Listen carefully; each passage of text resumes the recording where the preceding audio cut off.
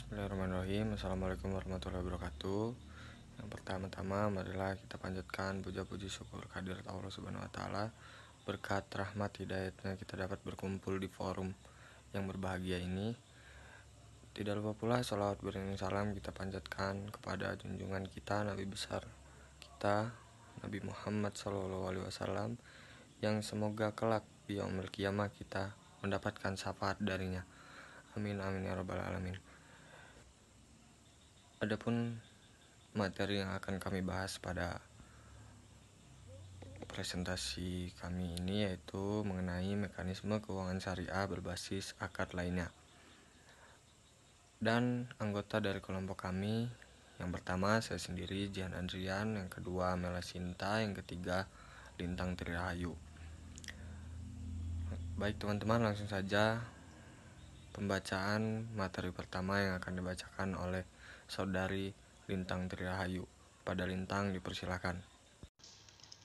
Assalamualaikum warahmatullahi wabarakatuh. Saya Lintang Trirahayu, pemateri pertama, akan membacakan materi yang pertama. A. Pembiayaan ijarah. Apa itu ijarah? Ijarah berasal dari bahasa Arab yang memiliki makna imbalan atau upah sewa atau jasa. Secara makna dan konteksnya dalam perbankan, ijarah adalah pemindahan hak guna suatu barang dengan pembayaran biaya sewa tanpa diikuti pemindahan kepemilikan atas barang tersebut. Contoh ijarah. Dalam perbankan syariah, salah satu contoh transaksi ijarah bisa dilihat dalam pinjaman multiguna.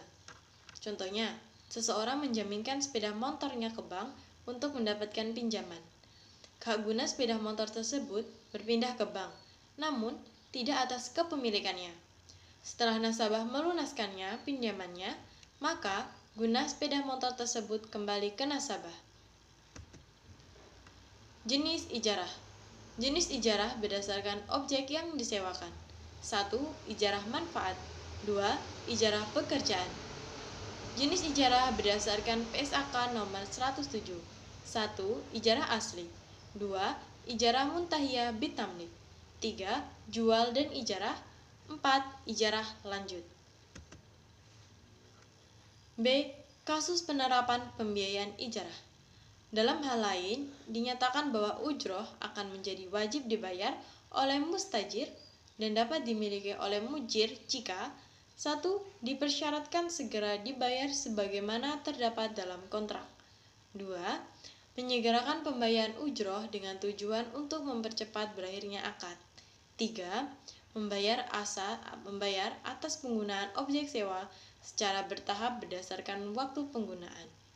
Jika sewa telah disepakati bahwa pembayaran sewa dikenakan setelah masa sewa berakhir, maka kontrak sewa tetap sah. C. Ijarah muntahiyah bitamlik. Al-ijarah muntahiyah bitamlik atau financial leasing with purpose option atau akad sewa menyewa yang diakhiri dengan kepemilikan baik dengan hibah atau jual.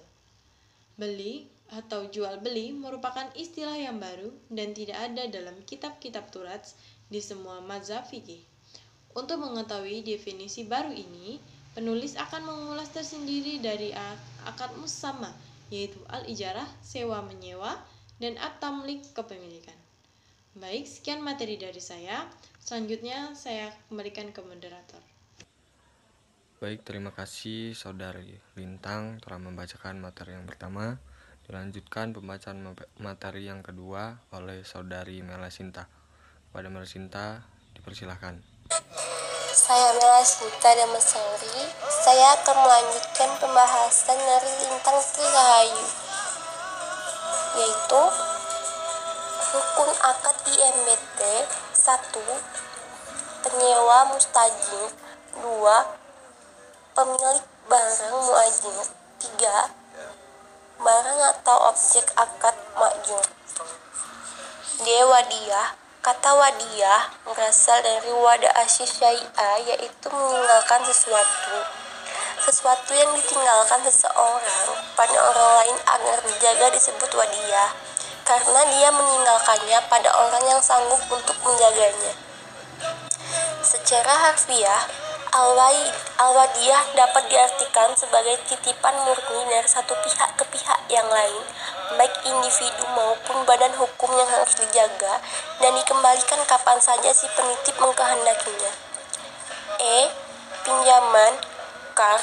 Kard adalah akad pinjaman yang wajib dikembalikan dengan jumlah yang sama pada waktu yang disepakati.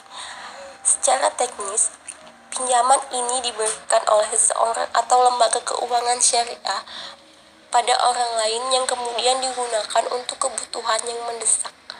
Pembayarannya bisa dilakukan dengan diangsur atau lunas sekaligus. Syarat dan rukun kard: 1. Pinjaman muqtarid. 2. Pemberi pinjaman muqrid. 3. Barang atau hutang mauqut alai. 4. Ijab qabul. Macam-macam kard. 1. Akad kard yang berdiri sendiri dan hanya bermaksud sebagai tujuan sosial. 2. Akad kard yang terjadi sebagai sarana. Kard hasan. Pengertian kardul hasan menurut bahasa, ada dua suku kata kardu, artinya potongan dari harta yang diberikan kepada orang yang meminjam atau muqard, sedangkan kata hasan yaitu berarti kebaikan. Tujuan kard hasan. Tujuan utama dari pembiayaan kardul hasan ialah untuk menolong si peminjam dana yang berada dalam keadaan mendesak, baik untuk hal-hal yang bersifat konsumtif maupun produktif. Pembayaran ini akan berdampak positif bagi si peminjam jika keadaannya miskin dan bisa membuat dia mengembangkan industri kecil atau bisa membuat usaha kecil-kecilan agar bisa untuk dimakan tanpa harus meminta-minta. Akan tetapi, ini juga berdampak sangat bagus karena bisa mengurangi pengangguran, kemiskinan, dan kesenjangan sosial ekonomi di negara ini. Akad kardul hasan bertujuan untuk memberikan kepada orang yang lebih rendah dari segi fisiknya, dari segi kemampuan finansial maupun dari segi materi, yang bertujuan dengan misi bermasyarakat dan misi sosial dengan hati nurani. Baik teman-teman, sekian pembacaan materi dari kelompok kami. Apabila ada yang ingin ditanyakan, silahkan ditanyakan di forum Google Meet hari Jumat. Kepada Allah kami mohon ampun apabila ada salah-salah kalimat. Assalamualaikum warahmatullahi wabarakatuh.